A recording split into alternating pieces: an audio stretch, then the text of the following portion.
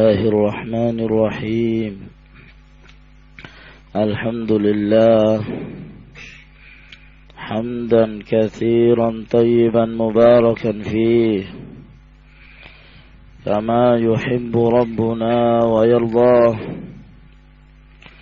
وأشهد أن لا إله إلا الله وحده لا شريك له وأشهد أن محمدا عبده ورسوله وصلى الله عليه وعلى آله وأصحابه وسلم تسليما كثيرا. أما بعد. Pada pertemuan yang lalu telah kita sebutkan sebahagian dari ayat Allah Subhanahu wa taala yang di dalamnya berisi 10 wasaya, 10 wasiat yang dikenal dengan ayatul huquqil asyarah. Ayat yang di dalamnya terdapat 10 hak yang wajib untuk ditunaikan. Telah kita sebutkan yang pertama adalah tauhidullah subhanahu wa ta'ala. Yang kedua adalah berbuat bir pada kedua orang tua. Yang ketiga, tidak diperbolehkannya seseorang membunuh anak mereka hanya dengan alasan takut miskin, hanya dengan alasan khawatir akan makan bersama mereka, menghilangkan rezeki mereka. Yang keempat adalah merupakan larangan dari Allah Subhanahu wa taala untuk tidak mendekati setiap perbuatan fahisyah, baik yang zahir maupun yang batin.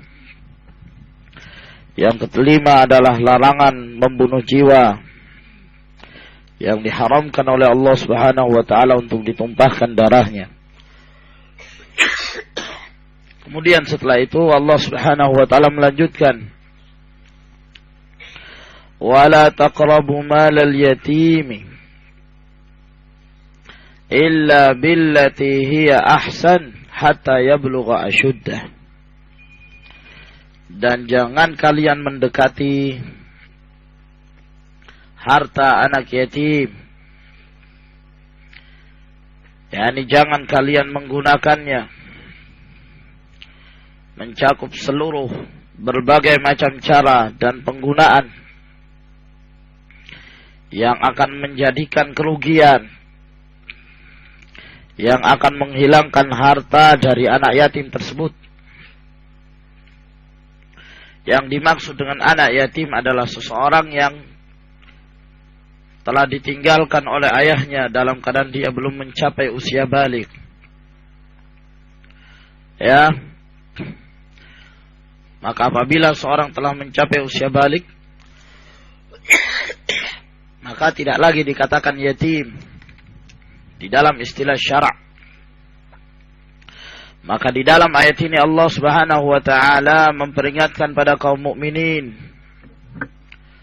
terkhusus mereka yang mengurusi harta-harta anak yatim, tidak diperbolehkannya bagi mereka tasarruf, menggunakan sesuatu yang akan mendatangkan kerugian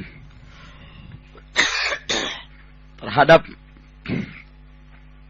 harta yang dimiliki oleh anak yatim tersebut, terkecuali dengan cara yang telah disebutkan oleh Allah Subhanahu wa taala, illa billati hiya ahsan, kecuali dengan cara yang paling baik, dengan cara yang lebih baik. Dan kata-kata ahsan di sini mencakup kebaikan dunia dan akhirah. Kebaikan dunia dalam artian harta tersebut adalah merupakan harta yang halal. Naam ya Naim. Naam. Dalam artian harta tersebut merupakan harta yang halal, bukan dari harta yang diharamkan oleh Allah Subhanahu wa taala, boleh tasarruf. Demikian pula harta tersebut baik dari sisi dunianya, dalam arti mendatangkan keberuntungan. Maka ini pengecualian yang Allah Subhanahu wa taala membolehkan bagi seorang untuk tasarruf dan menggunakan harta anak yatim tersebut.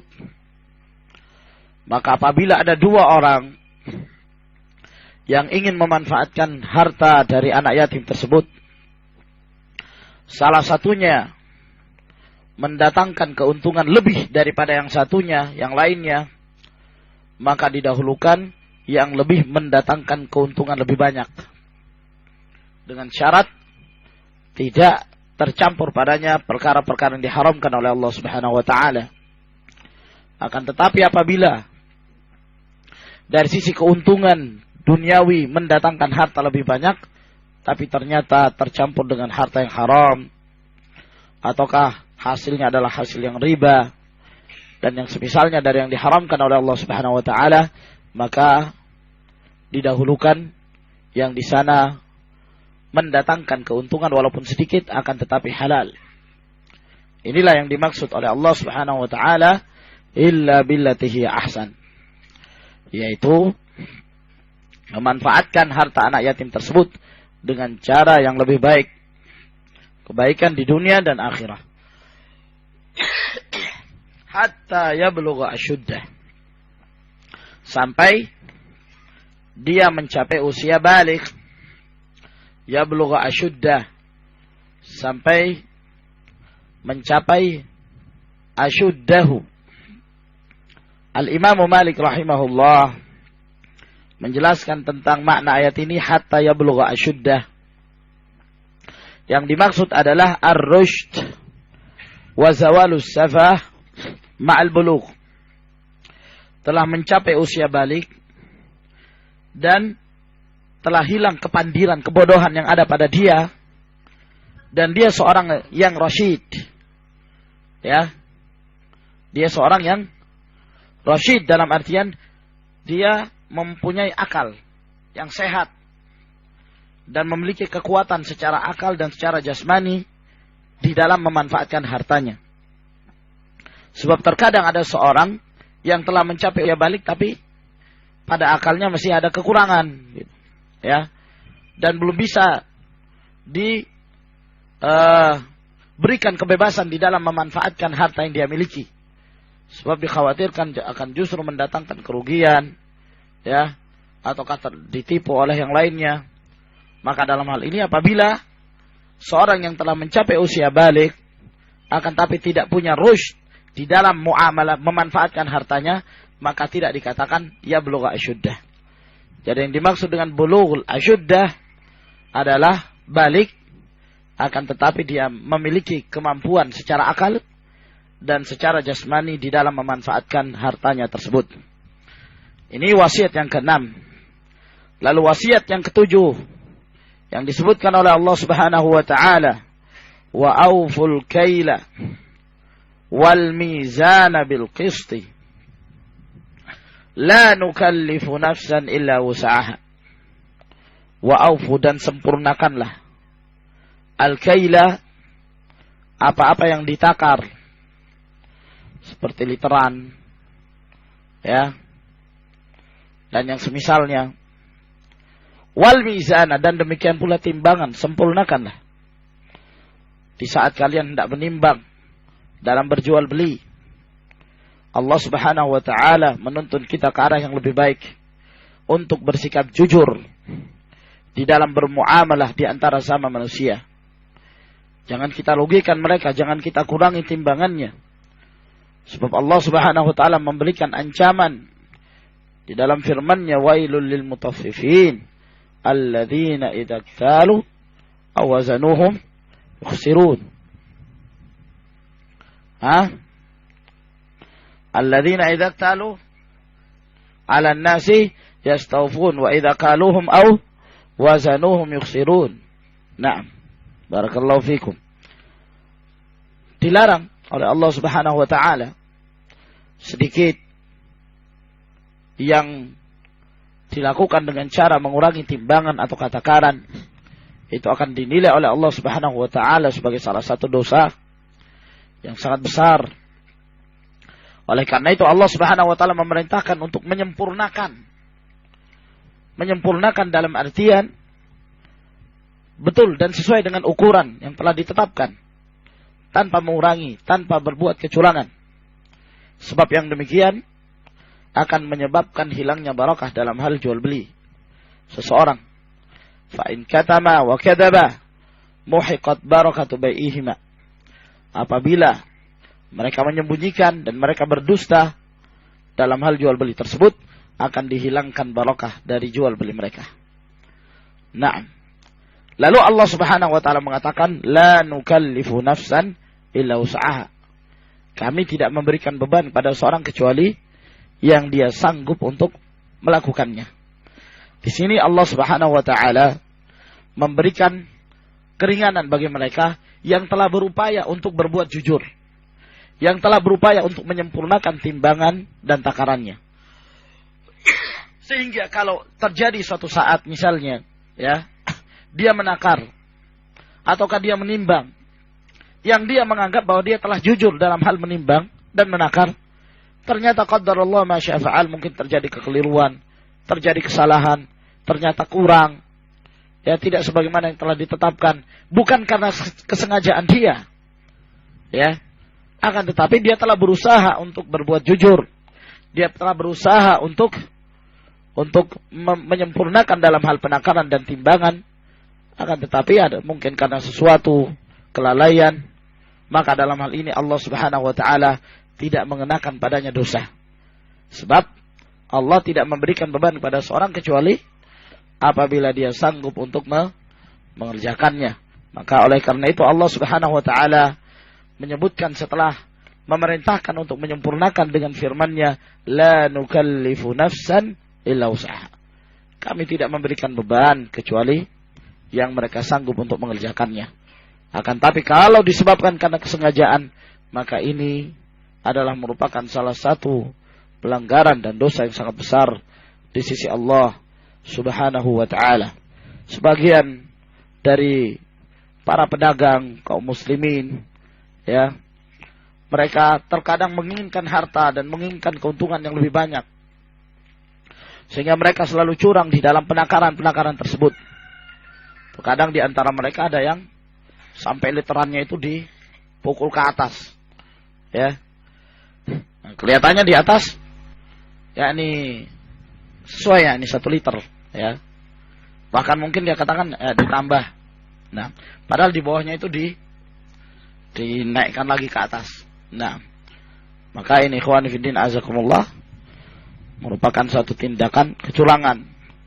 Atau kadang juga sesuatu yang sudah ditaruh di dalam plastik lalu disebutkan dan labelnya disebutkan di situ 1 kilo, ya, ataukah 2 kilo.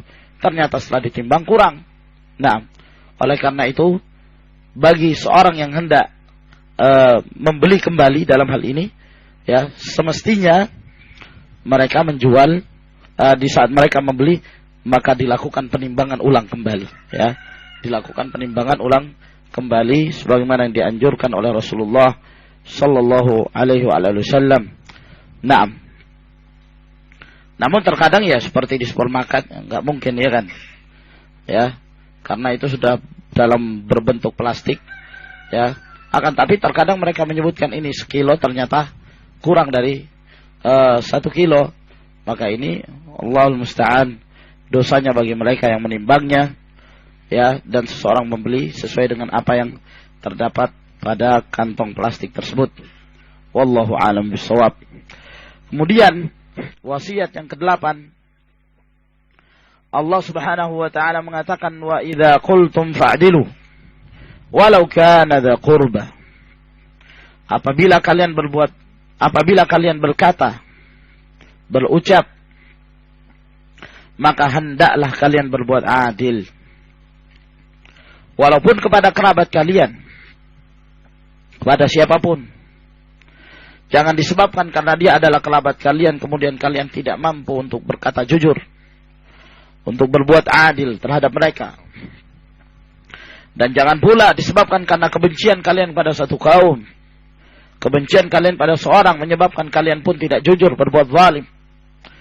Disebabkan hanya karena kalian benci terhadap seseorang.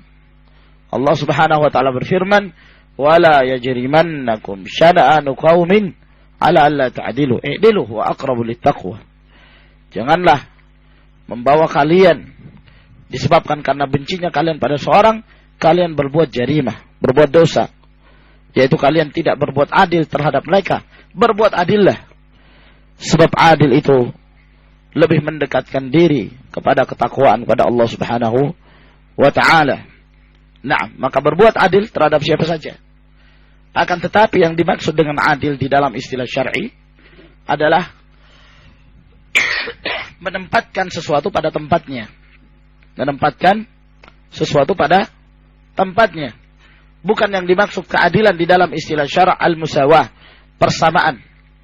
Ya, 1-1, 2-2, setengah-setengah, tidak.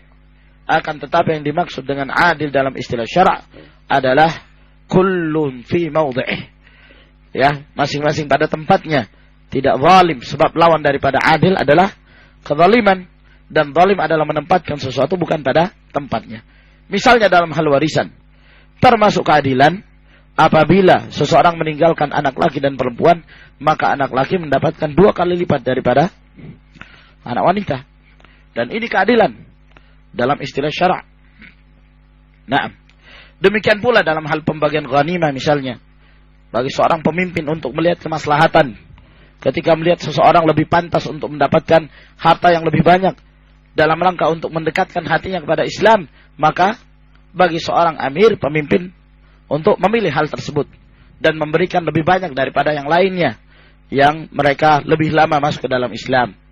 Dan inilah yang pernah dilakukan oleh Rasulullah sallallahu alaihi wasallam ketika beliau memberikan pada orang-orang diharapkan mereka semakin dekat hatinya kepada Islam.